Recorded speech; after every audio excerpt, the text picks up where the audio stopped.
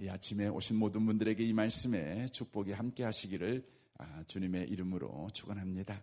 이 본문 말씀은 지금 이스라엘, 특별히 북쪽 이스라엘이 열방의 공격을 받아서 멸망하는 가운데에서 하나님께 유일한 소망을 두고 기도하는 기도 내용입니다. 그러므로 이 시 전체가 애통함과 눈물이 배어져 있는 것을 보게 되어집니다. 절망과 또 낙심이 온통 이 성경 안에 들어가 있는 것을 보게 되어집니다. 그럼에도 불구하고 하나님께 나아가 기도하고 있는 성도의 모습, 바로 나아가 기도하는 것이 성도다. 이것을 이 시편 80편이 우리에게 가르치고 있습니다. 이 아침에 오신 복 있는 성도 여러분, 성도가 누구입니까? 성도는 그럼에도 불구하고 하나님께 소망을 두고 하나님께 나아가는 자, 하나님께 구하는 자인 것을 놓치지 않으셨으면 좋겠습니다. 이 세상은 저와 여러분의 정체성을 흔듭니다. 성도가 누구인지, 성도가 어떻게 살아야 되는지를 계속해서 공격하고 흔들어서 마침내 우리가 세상 사람들과 방불한 자인 양 또 방불하게 행동을 하게 만들어 버리는 것입니다. 이 아침에 오신 복 있는 성도 여러분, 성도는 여전히 하나님께 소망을 두고 기도할 수 있는 사람들입니다. 저는 이 아침에 오신 모든 분들이 성도의 정체성, 성도다움을 회복하는 은혜가 임하시기를 주님의 이름으로 축원합니다. 이 시편 기자는 하나님 앞에 나와 기도할 때 하나님을 누구라고 부르고 있냐면 1절을 보십시오. 요셉을 양떼같이 인도하시는 이스라엘의 목자여라고 구하고 있습니다. 하나님을 요셉을 양떼같이 인도하시는 이스라엘의 목자로 그렇게 부르고 있다고 하는 것입니다. 이 아침에 오신 복 있는 성도 여러분, 우리가 기도할 때 내가 금식하며 기도하느냐, 철야하며 기도하느냐, 내 몸을 상하게 하며 기도하느냐, 내가 어떤 형태로 기도하느냐, 그것보다 더 중요한 것이 있는데 내가 기도할 때 하나님을 누구로 알고 기도하느냐, 이것이 더 중요한 것입니다. 여러분이 기도할 때마다 내 기도의 대상이 누구인가를 바르게 정하고 기도하셔야 합니다. 여러분, 죄가 뭡니까? 죄는 관역에서 빗나간 것입니다. 화살을 쐈는데 화살의 목표지가 없습니다. 그냥 사방에다 그냥 쏴는 겁니다. 뭐가 맞겠지 하고 쏴는 것입니다. 이게 죄입니다. 의가 뭡니까? 의는 관역을 향해서 화살을 쏘는 것입니다. 내가 맞춰야 될 관역을 정확하게 알고 그곳을 향해서 화살을 쏘는 것입니다. 믿음의 기도가 뭡니까? 믿음의 기도는 우리의 기도의 대상이 누구인지를 정확하게 알고 기도하는 것입니다. 여러분, 불신자의 기도는 뭡니까? 불신자의 기도는 그냥 하는 것입니다. 누군가가 들어주겠지. 하늘을 향해서도 기도하고 땅을 향해서도 기도하고 나무를 향해서도 기도하고 그냥 동서남북 아무나 되고 내 간절함을 어떤 신이든지 들어주세요. 그러는 것입니다. 이게 이방인의 기도입니다. 우리는 그리스도인입니다. 우리는 살아계신 하나님을 믿고 있는 자고 인격적인 하나님을 믿고 있는 자들입니다. 하나님이 친히 우리에게 오셔서 하나님 자신을 계시하신, 바로 자신을 드러내셔서 우리에게 알게 하신 하나님을 우리는 믿고 있습니다. 그러므로 우리의 기도는 언제나 의인의 기도가 되어야 합니다. 불의한 기도가 돼서는 안 됩니다. 믿는 자의 기도해야지 이방인의 기도가 돼서는 안 됩니다. 여러분이 40일을 금식하며 기도한 걸 자랑하지 마십시오. 전능하신 하나님께 기도한 걸 자랑하십시오. 나를 사랑하신 하나님께 기도한 것을 여러분 기뻐하십시오. 나를 이 아들까지 아끼지 아니하시고 내어주신 그 하나님께 기도한 것 때문에 안심하십시오. 우리는 보통 우리가 40일 기도했으니 안심합니다. 금식해서 기도했으니 안심합니다. 우리의 기도의 안심은 바로 하나님께 기도했다는 것입니다. 이 시편 기자는 지금 이 절망 속에서 하나님이 누구인지를 정확하게 알고 요셉을 양떼같이 인도하시는 이스라엘의 목자이신 하나님 하고 그렇게 구하고 있다고 하는 것입니다. 이 아침에 오신 복 있는 분들이 이렇게 기도하는 기도가 회복되시기를 주님의 이름으로 축원합니다. 보십시오. 귀를 기울이소서 그룹 사이에 자정하신 이여 빛을 비추소서라고 말합니다. 하나님이 지금 어떤 일을 하고 계십니까? 빛을 비추고 계신다는 것을 믿고 기도하고 있는 것이죠.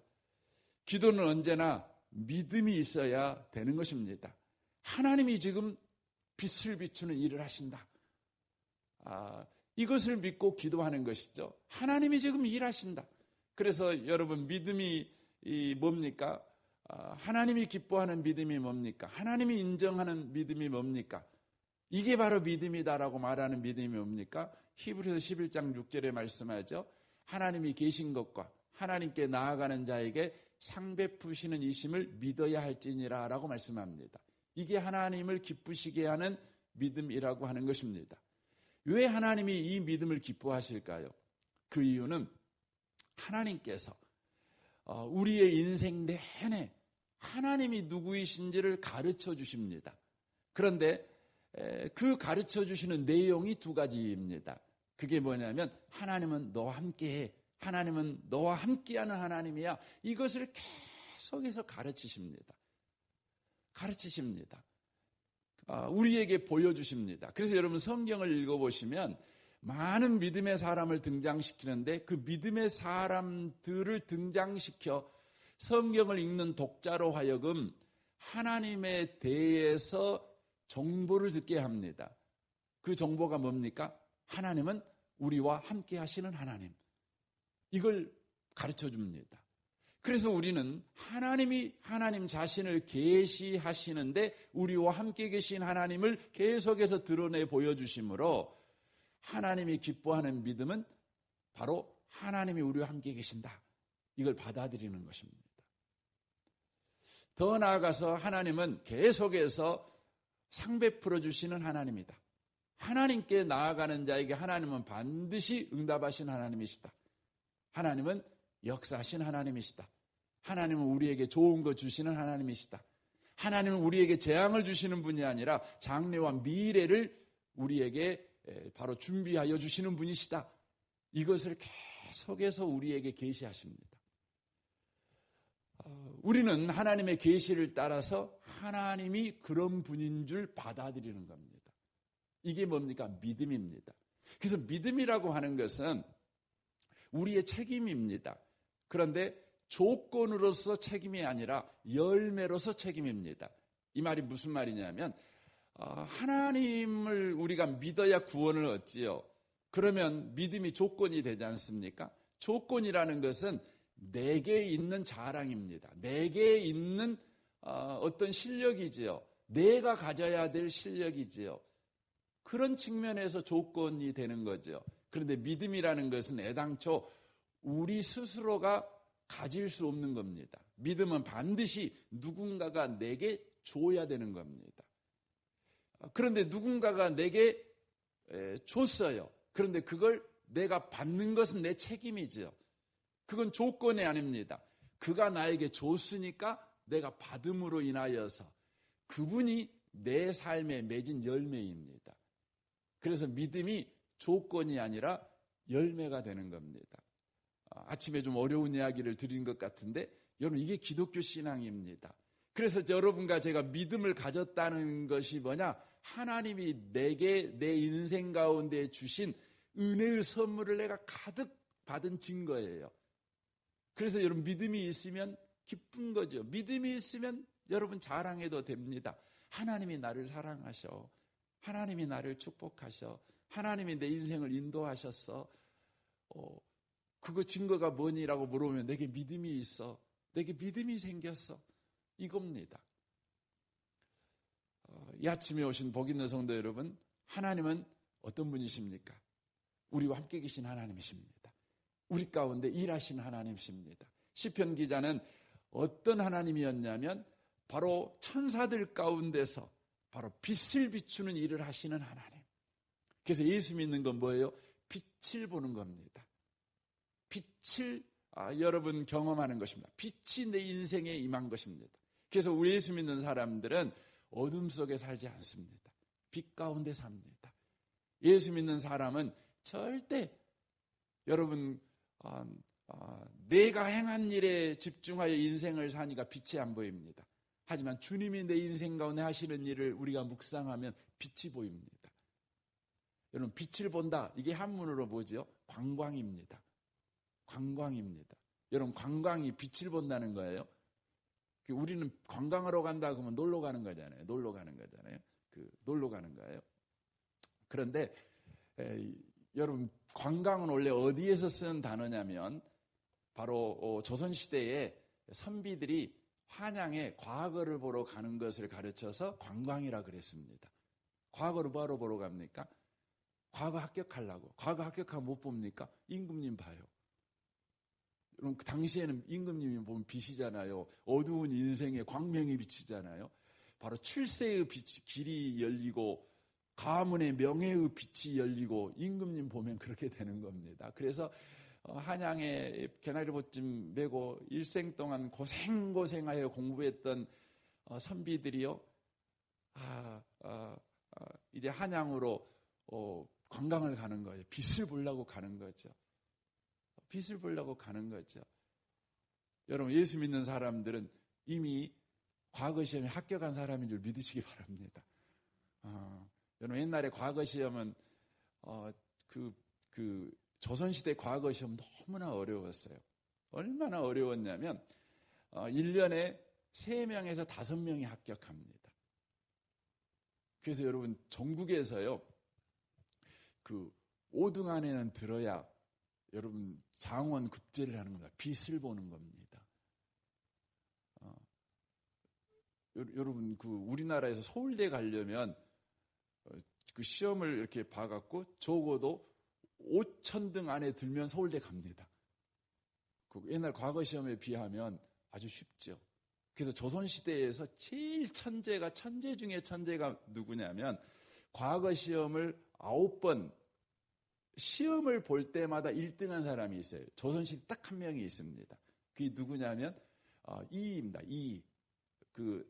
누굽니까? 심사임당의 아들 있잖아요. 이이가 시험을 9번 봤는데 9번 볼 때마다 1등한 사람입니다. 그래서 몰라요. 우리나라 역사상에 가장 천재 중에 천재가 이이가 아닐까. 그런 생각도 듭니다. 근데 여러분, 우리는 영적으로 우리가 진짜 천재입니다. 왜냐하면 우리는 이미 하나님의 은혜로 빛을 본 사람입니다. 얼마나 좋습니까? 얼마나 감사합니까? 이 아침에 오신 복 있는 성도 여러분, 오늘도 우리는 이미 빛을 본 사람입니다. 우리를 빛 가운데로 인도하시는 주님이 우리 안에 계셔서 일하시는 분이시니 오늘도 그 주님 바라보면 우리는 빛 가운데로 걸어가는 인생을 경험하게 되어줄 줄 믿습니다. 계속해서 보십시오.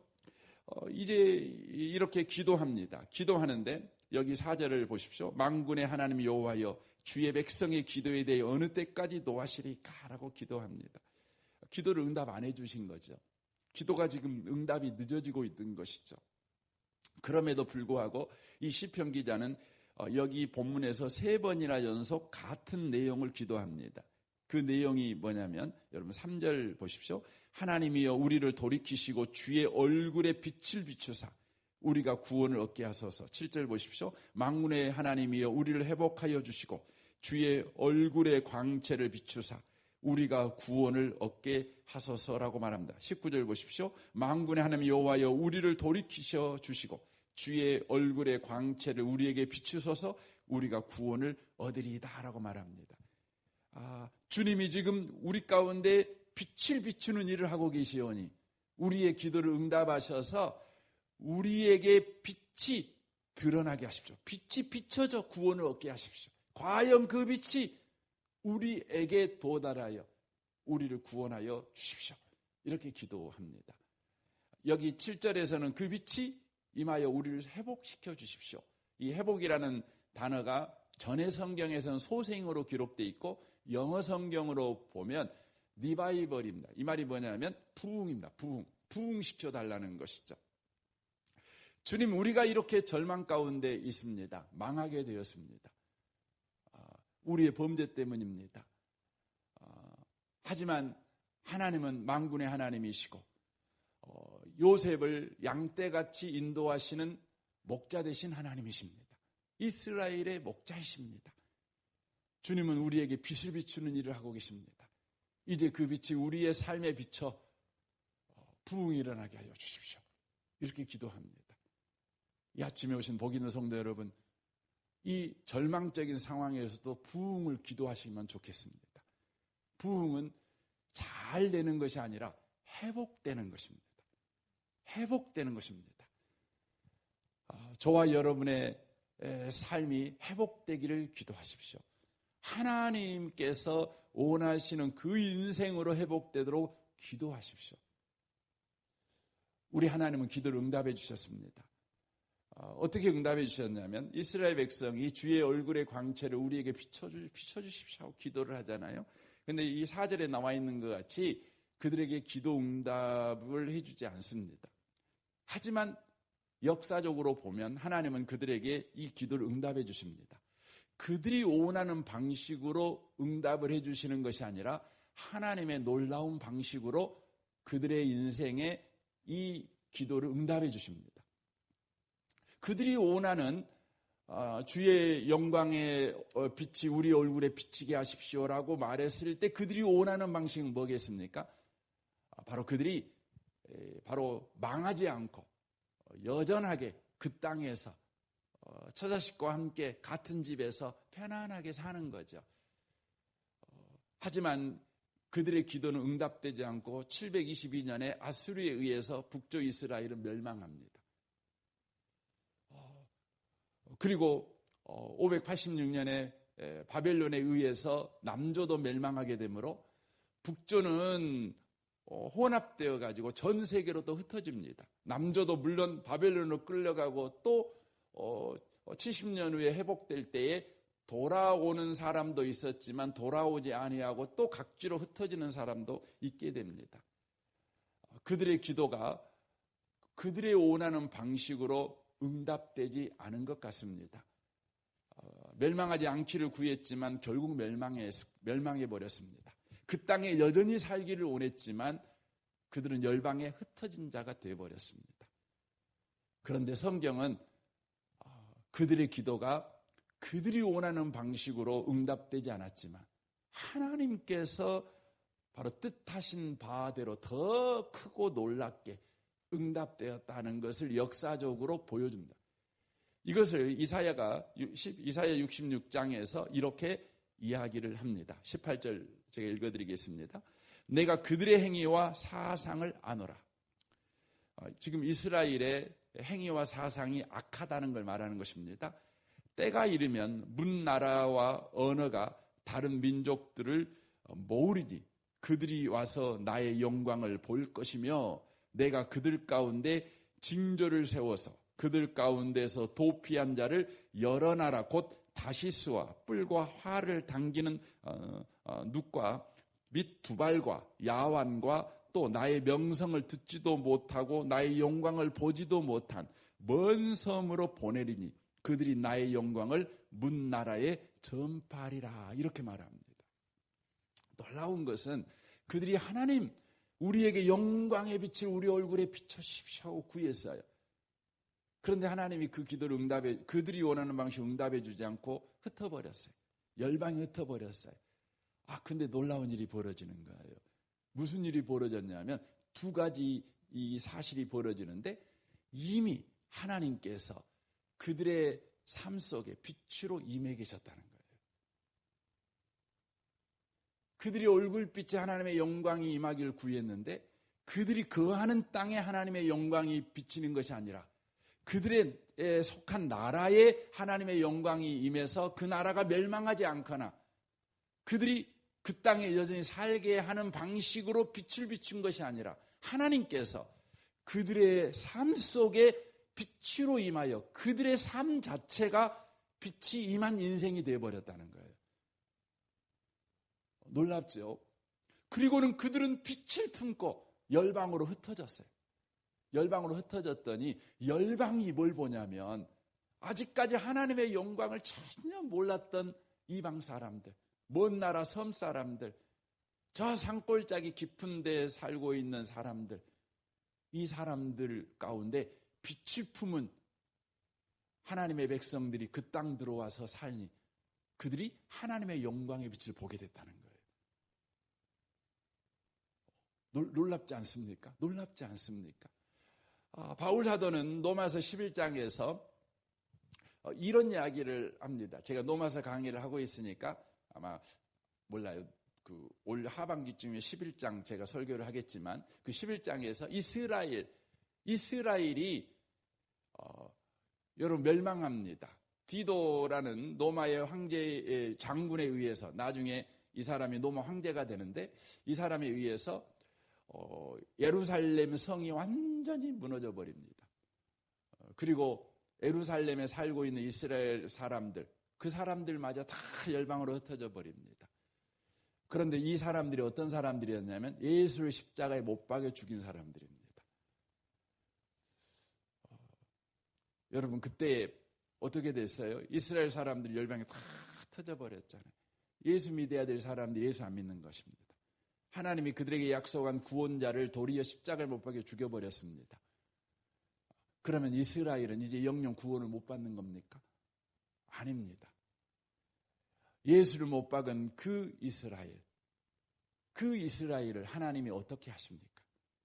그들이 바로 열방으로 흩어졌을 때 그들도 이 시편 80편의 기도를 드렸겠죠. 하나님 주의 영광의 빛을 우리 얼굴에 비치사 우리를 구원하여 주십시오 하고 구했지 않겠습니까? 근데 우리 하나님께서 그들이 원하는 방식으로 응답하지 아니하고 하나님의 높은 뜻의 방식으로 그들에게 응답하는 내용을 로마서 11장에서 바울은 이렇게 말합니다. 들어보십시오. 그러므로 내가 말하노니 그들이 넘어지기까지 실족하였느냐? 그럴 수 없느니라. 그들이 완전히 넘어져서 구원에서 떨어진 자가 되었느냐? 아니라는 겁니다. 어떻게 됐습니까? 그들이 넘어짐으로 구원이 이방인에게 이르러라고 되어 있습니다. 그들이요 넘어져서 예루살렘에 살 수 없어가지고 이방으로 흩어지니까 그들이 넘어지니까 무슨 일이 벌어지냐면 이방인이 구원받았습니다. 저와 여러분이 구원받은 겁니다. 놀랍지 않습니까? 이 아침에 오신 복 있는 성도 여러분, 우리의 기도는 응답됩니다. 우리가 원하는 방식이 아닐 것입니다. 하나님이 뜻하는 저와 여러분이 깜짝 놀랄 크고 위대한 방식으로 우리가 구하는 것보다 원하는 것보다 더 큰 방식으로 우리 하나님은 우리의 기도를 응답하실 것입니다. 그리하여 이스라엘은 멸망했습니다. 그런데 놀라운 것은 하나의 이스라엘이 멸망하니 1000개, 10,000개의 이스라엘이 세워졌습니다. 한 명의 그리스도인이 여러분 넘어지니 100명의 새로운 그리스도인이 생겼다는 것입니다.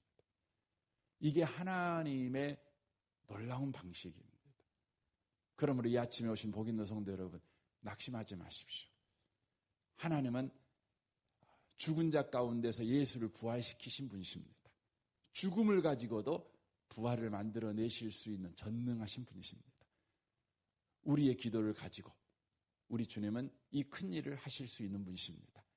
오늘 하루를 살아갈 때 저와 여러분이 이 믿음을 가지고 담대하게 살아가시는 모든 분들이 다 되시기를 주님의 이름으로 축원합니다. 아멘. 우리 같이 기도하겠습니다.